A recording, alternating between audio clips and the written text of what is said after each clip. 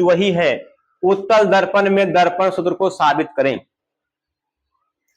हो सकता अबरी अवतलवा पूछ रहा, उतलवा पूछ को ठिकाना है, इसलिए बता रहा लियो ओकरा, है ना। देखो, माना कि Mn एक उत्तल दर्पण है जिसमें ओ ए वस्तु आई भी प्रतिबिंब है, आई भी प्रतिबिंब है। पुनः माना कि फोकस दूरी f, वक्रता त्रिज्या r, वस्तु दूरी u, प्रतिबिंब दूरी भी है। एडी आपतित किरण है जो मुख्य अक्ष के समांतर है और डी क्यू ओपी पर अभिलंब है। अब इसको फिगर कैसे बनाएं, ध्यान दीजिएगा। ध्रुव और अनंत के बीच में वस्तु को रखेंगे। पहला समांतर जो जाएगा फोकस से काटता है, पीछे ही बताए थे हम, और क्या पार होगा, नहीं आर पार होगा, इसके समांतर लौट जाएगा। और दूसरा वक्रता केंद्र से होते हुए निशाना लेगा और वापस ये जिस पर गया उसी पर ये लौट आया। जहां दोनों रेखा कटा वहां क्या बन गया, प्रतिबिंब बन गया। क्या बन गया, वहां पे प्रतिबिंब बन गया। इसलिए माना कि Mn एक उत्तल दर्पण है जिसमें OA वस्तु आई भी प्रतिबिंब है। पुनः माना कि फोकस दूरी f, वक्रता त्रिज्या r, वस्तु दूरी u, प्रतिबिंब दूरी भी है। एडी आपतित किरण है जो मुख्य अक्ष के समांतर है, डी क्यू ओपी पर अभिलंब है, अभिलंब है। ध्यान दीजिए, क्या है, अभिलंब है। चलते हैं नेक्स्ट स्लाइड में। अब बताइए एओसी, एओसी, एओसी मतलब ये त्रिभुज, निशान मार दीजिए, देखिए ये त्रिभुज है ना, और इससे बनने वाला त्रिभुज कौन त्रिभुज, देखो इस रेखा से त्रिभुज कौन बना, ये वाला ना, बी आई सी, इस रेखा से त्रिभुज बनने वाला ये है। दोनों क्या है, समांतर है, सॉरी समरूप है। दोनों क्या है, समरूप है ना, क्योंकि जितना ये एंगल उतना ये एंगल, दोनों में ये एंगलवार है। तो जब दो कोण बराबर होते तीसरा कोण क्या होगा, ऑटोमेटिक बराबर होगा। ये किससे समरूप है, एंगल एंगल एंगल से समरूप है। किससे है, एंगल एंगल एंगल से समरूपता है, समरूप है, ठीक है। तो ओ ए बटे आई बी, ओ ए बटे आई बी, ओ सी बटे आई सी, देखो ये बटे ये, अब ओ सी बटे आई सी, क्योंकि यहां से यहां तक त्रिभुज ले एकर आधार, बड़का त्रिभुज के आधार छोटका त्रिभुज के आधार, दोनों क्या होगा, बट्टे में होगा, लिख दिली बट्टे में। क्लियर है। देखो अब ओ ए बटे आई बी, ओ सी में दो पार्ट, क्योंकि कोई भी दूरी हमेशा मूल बिंदु से ही, ध्रुव से ही नापा जाता है। तो भैया यहां से कोई दूरी होता है क्या, नहीं। तो ओ यहां से यहां तक ओपी हम लिख लियो ओपी, फिर यहां से यहां तक सीपी सीपी। अब इसको निकालना है, इसमें निकालना है, तो क्या करना है? तो ये पी सीपी में, क्योंकि दूरी जब भी नापना है ध्रुव से नापना है, तो पी सी में अगर हम पी आई को घटा दें, क्या ये दूरी नहीं निकलेगा?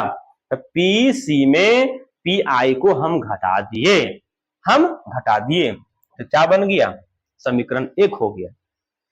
पुनः त्रिभुज डी क्यू एफ, त्रिभुज डी क्यू एफ, अब समझिएगा कि सर ये डी क्यू एफ ये त्रिभुज, और इस रेखा से बनने वाला कौन त्रिभुज, ये त्रिभुज है ना। डी क्यू एफ और बी आई एफ दोनों क्या है, समरूप है। कैसे भाई, एंगल एंगल एंगल से, अभी तुम बतलियो, है ना, समरूप है। तो डी क्यू बटे में आई बी, डी क्यू बटे में आई बी, अब क्यू एफ बटे में आई एफ। सर कैसे, Q F Q F Q F, देखिए देखिए देखिए यहाँ देखिए, क्यू बड़का त्रिभुज में क्यू एफ है, देखिए तो, है ना, अब बटे में आज छोटा में आई एफ है, देखिए तो, है ना। तो क्यू एफ बटे में आई एफ, क्या ये ना होगा, हम बटा कर दिए। चलिए अब निकालना है मेन पॉइंट। अब डी क्यू बराबर ओ ए काहे बराबर होले हो, क्योंकि ए डी समांतर ओ पी है, दोनों क्या हो जाएगा, बराबर हो जाएगा, दोनों क्या हो जाएगा, बराबर हो जाएगा। अगर यदि दर्पण का द्वारक छोटा हो तो पी क्यू की दूरी नगण्य मानी जाती है। बोला गया है कि अगर दर्पण का द्वारक एकदम छोटा हो तो पी क्यू की दूरी क्या हो जाएगा, नगण्य हो जाएगा, नहीं के बराबर, यानी क्यू जो है पी पर चला आएगा। क्यू जो है यहाँ जो दिख रहा है ये नहीं, यहीं पर है, दिख रहा अलग लेकिन है उसी पर, तो है उसी पर, अलग दिख रहा है।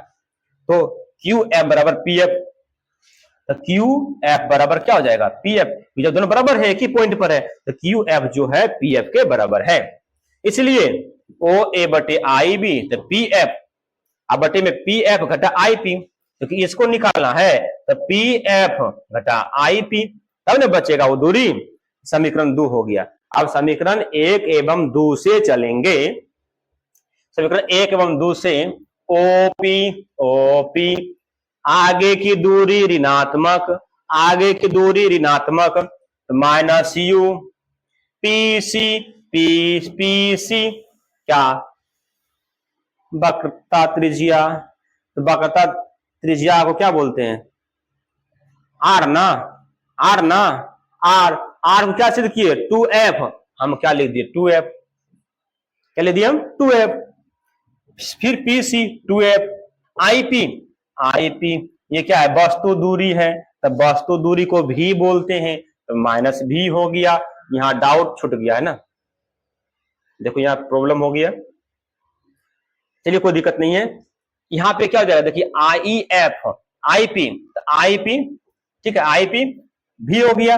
अब भी माइनस में क्यों नहीं लिए, प्लस में क्यों लिए? क्योंकि हम बोले चिन्ह परिपाटी के नियम से कि पीछे की दूरी क्या होता है? धनात्मक, इसीलिए हम धनात्मक इसको लिए। अब प्लस माइनस माइनस बनेगा रे, माइनस की हम एफ, क्योंकि एफ पीछे में है, एफ पीछे में है और भी किधर पीछे में है, प्लस में हुआ है ना। अब कुछ नहीं किए हैं, इसको कोना कोनी गुना। अब इधर से गुना, यू गुना एफ माइनस यू एफ है ना। फिर इससे गुना किए इसको 2f स्क्वायर लिख दिए। फिर इससे गुना किए इसको माइनस माइनस प्लस यू गुना भी यू भी। इससे गुना किए इसको माइनस 2f गुना भी 2f भी। अब ये कोना कोनी 2f गुना 2f 2f स्क्वायर भी गुना f माइनस बी एफ। अब ध्यान दीजिएगा क्या, अब इससे इसको काटेंगे हम, इसको हम लिखे, इसको हम लिखे। अब ये बराबर के पार था, बराबर के पार लिखे, इसको बराबर के पार ले गए, प्लस में हो गया यू एफ प्लस यू भी बराबर भी एफ, भी एफ क्या जाएगा? भी एफ। अब हम यहां से क्या करेंगे? दोनों तरफ यू भी एफ से भाग देने पर, दोनों तरफ यू भी एफ से भाग देने पर हम दोनों तरफ यू भी एफ से भाग दे दिए। जब भाग दे दी दोनों तरफ यू भी एफ से, तो यू भी बटे यू भी एफ, एफ भी बटे यू भी एफ, यू एफ बटे में यू भी एफ। ठीक है, एफ यू से एफ यू खत्म, यू भी से यू सॉरी एफ बी से एफ बी खत्म, यू से यू खत्म, एफ से एफ खत्म। क्लियर है? क्या बच गया? एक बटे एफ, एक बटे यू, एक बटे भी। यही तो लाना था, ये तो दर्पण सूत्र है, यही प्रूव हो गया। आशा करते हैं आप लोगों को ये समझ में आ गया होगा। क्या हो गया होगा? याद हो भी गया होगा, समझ में भी आ गया होगा। अगर चाहें तो आप लोग इसको 1 से 2 बार वीडियो को देख लें, वॉच कर लें, तो आपको ये कंठस्थ याद हो जाएगा। याद करने की जरूरी नहीं है, मेरा आशा है।